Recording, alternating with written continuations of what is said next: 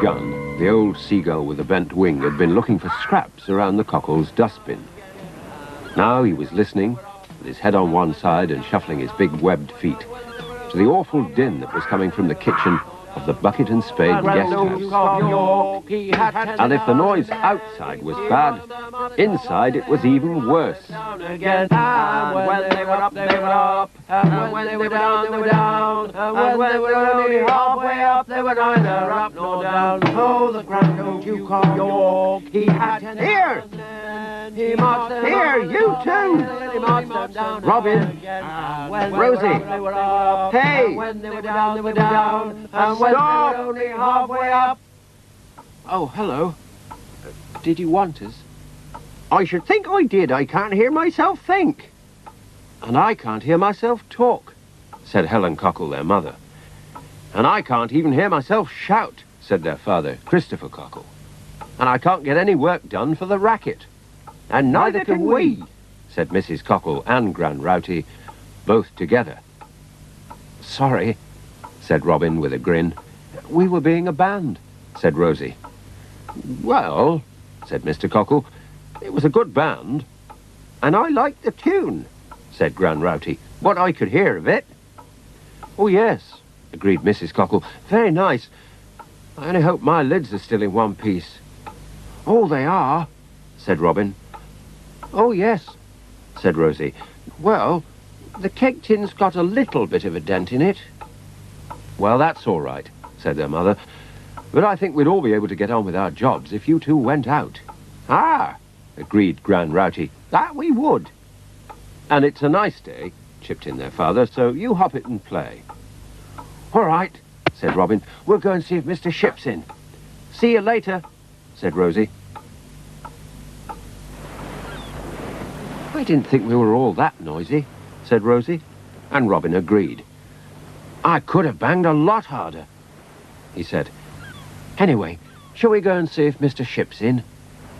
Yes, let's, said Rosie, and then she said, no, let's go and see if Fury's in first.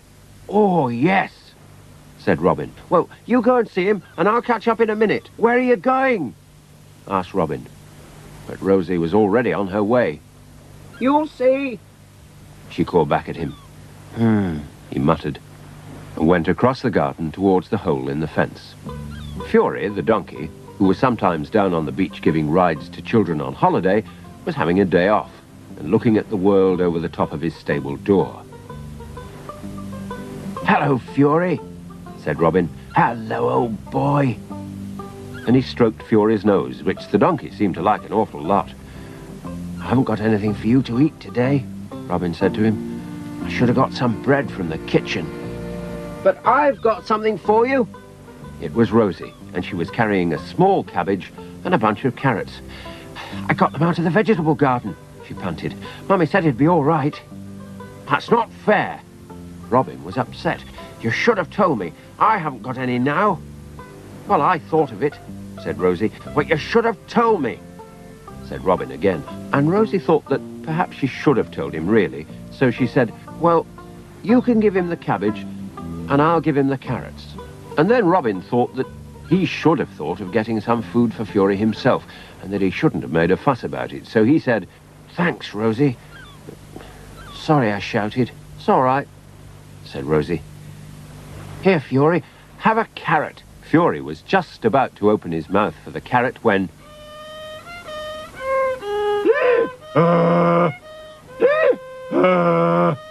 Oh, gosh. Oh, whatever's that? It's coming from Mr. Ship's. Come on. Quick, said Rosie. Oh, here, Fury. And she dropped the food into Fury's stable and ran after Robin. Mr. Ship, are you all right? Oh. Hello, my dears. You been calling me? Yes. We didn't know what the noise was, said Robin. Noise? Said Mr. Ship. Noise? That weren't noise. That was music. Well, said Rosie, it was sort of noisy music. Well, maybe you're right, And maybe it was more noise than music. I've forgotten how to play my old fiddle. It's so long since I've seen it. Where did you get it, Mr. Ship? Well, that all depends on what you mean.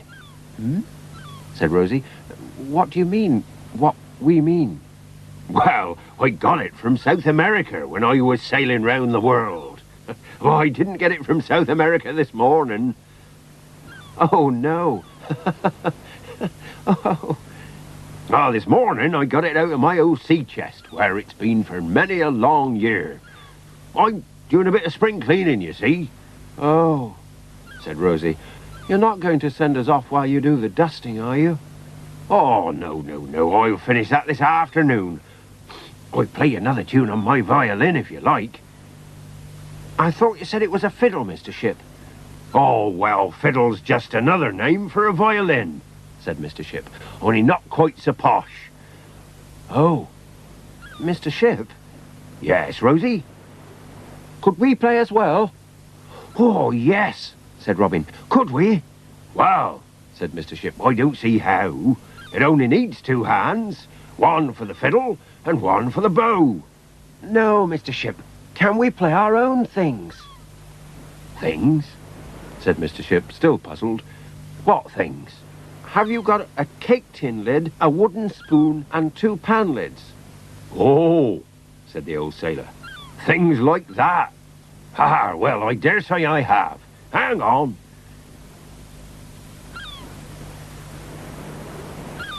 And he went into the boat shed.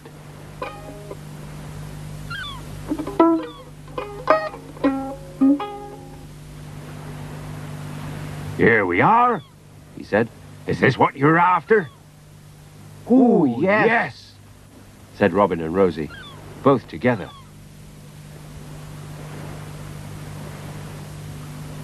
Right, said Mr. Ship, once they'd all got their instruments ready. Now, what are we going to play? Well, said Robin, we're best at the Grand Old Duke of York. Yes, agreed Rosie, but we've practiced that. Righto, then that's what we'll play, said Mr. Ship. Now, let's see now where... Ah, yes, you remember? Right. Off we go, then. 1, 2, 1, 2, 3. Oh, the Grand Old Duke of York, he had 10,000 men. He marched them up to the top of the hill and he marched down again. And when they were up, they were up. And when they were down, they were down. And when they were halfway up, they were up nor down. The Grand Duke of York, he had 10,000 men. He marched them up. Robin, Rosie, Robin, Rosie. Hang on, shouted Mr. Ship. I think I hear someone calling. Rosie, hang on. Mr. Ship thinks he can hear someone calling. Oh. Robin! Rosie! Oh, yes. And Fury stopped ee-awing, and Ben Gunn stopped squawking. Whew, said Mr. Cockle. I think we got through. Come on, you noisy lot, called Mrs. Cockle. It's time for lunch.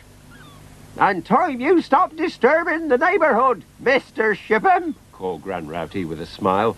Well, you come and help with my spring cleaning, Mrs. Rowty, and I'll let you sing in our next concert. Mr. Ship laughed back. Well, are you satisfied with all the noise you've been making? Oh, yes, grinned Rosie. And we're starving. And they all went in for lunch.